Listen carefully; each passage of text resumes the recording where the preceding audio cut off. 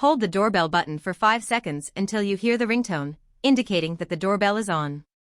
Before starting the connection, the camera needs to be reset. Wait for the indicator light to turn red and flash slowly to begin operation. Open the ZUMIMALL app. Tap Add Device. Follow the network setting tips and click Next.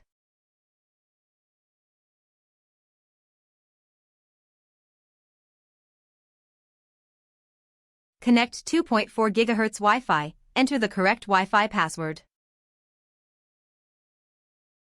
Scan the QR code in the app. Here a beep indicates that the doorbell scanned successfully. Wait for the doorbell to connect. The doorbell light turns blue, indicate the success of adding. Tap Next to continue the installation suggestions, and start using the doorbell.